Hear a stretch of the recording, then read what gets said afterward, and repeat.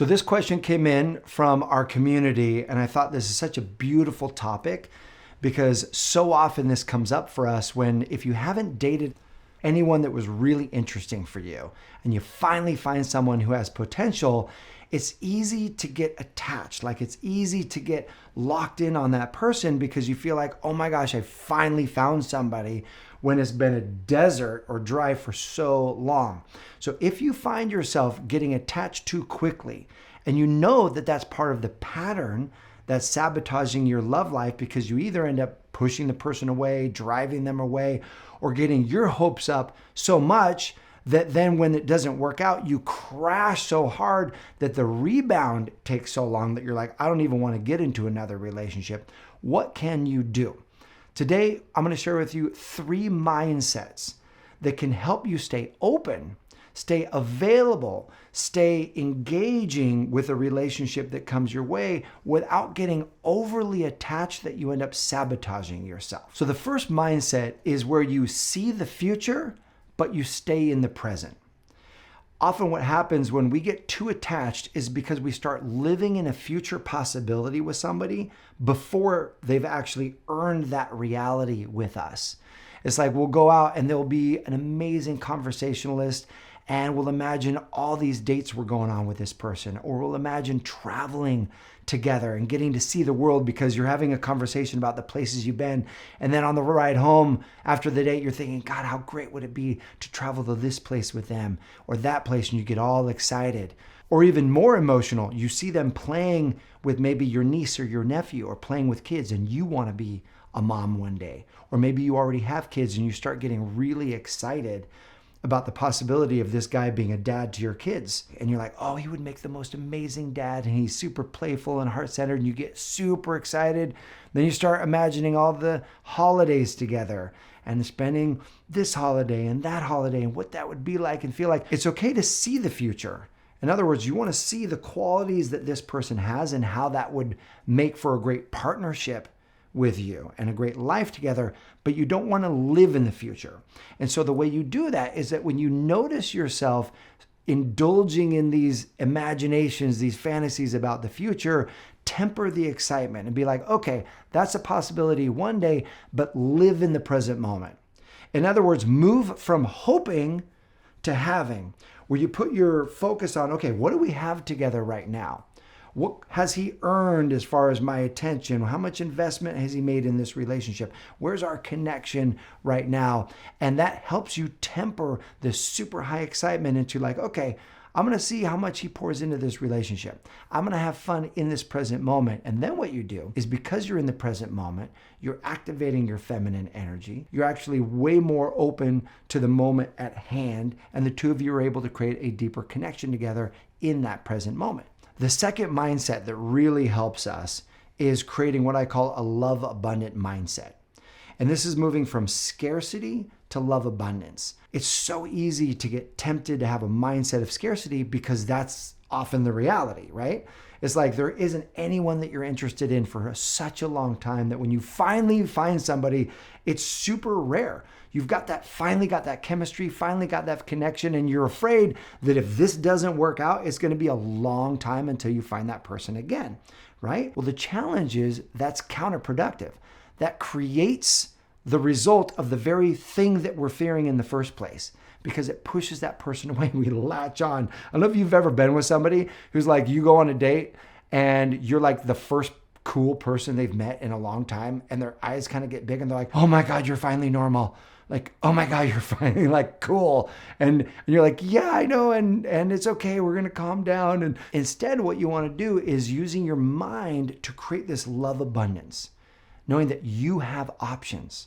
You've got opportunities. One of the most attractive things in somebody else is when they are selective. Now, here's what's amazing. When you're selective, it means that you're not just choosing the first cool person who comes into your world. No, you're selective based on, here's your vision and the qualities that you want. And does he fit that? You're letting him earn his place with you.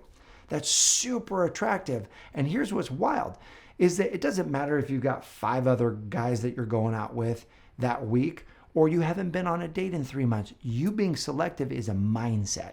It's a way of being. And when you operate that way, then he assumes, oh, wow, she's highly desirable.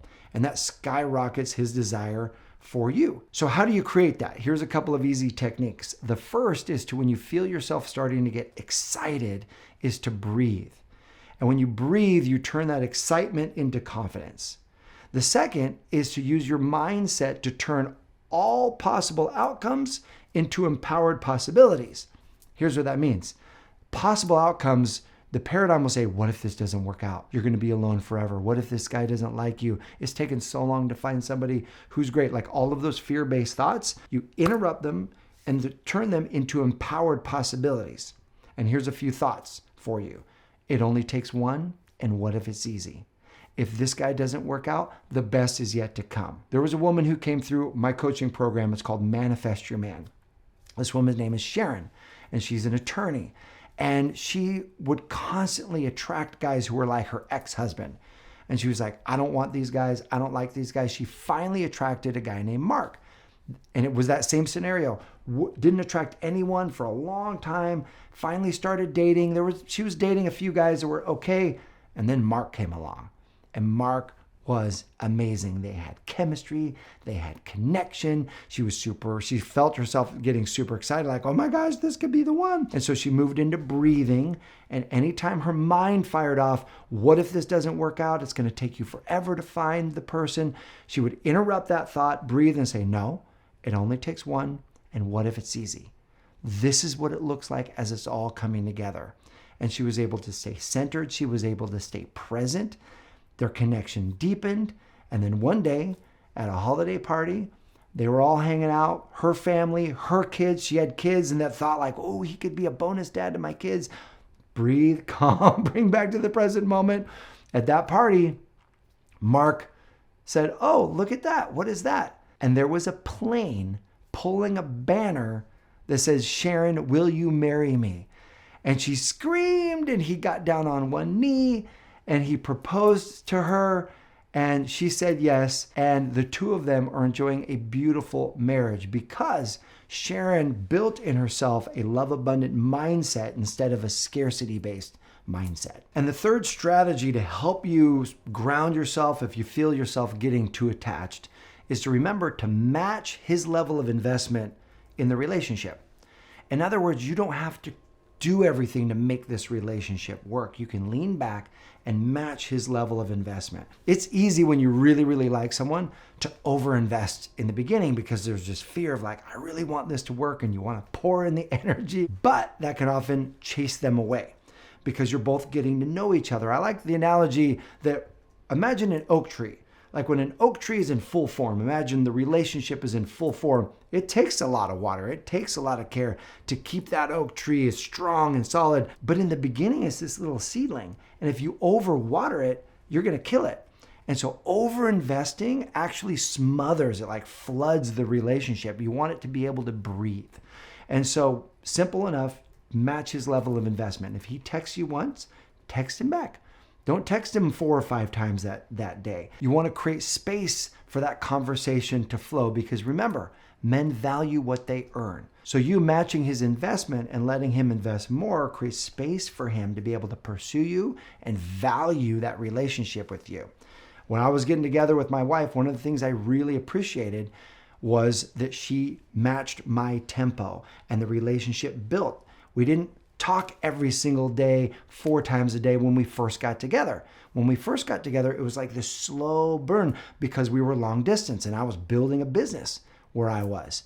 And so it was like we'd talk at night and the next night we would talk, but we wouldn't be texting all the way throughout the day. And then as we start to feel even more strong feelings for each other, and then we fell in love with each other, then the texting, then the hanging out, then the weekend started to skyrocket. So let's review these 3 mindsets. When you really like someone, to help you from getting really attached, but instead staying grounded and owning your power, it's see the future, but live in the present. Create a love-abundant mindset and match his level of investment.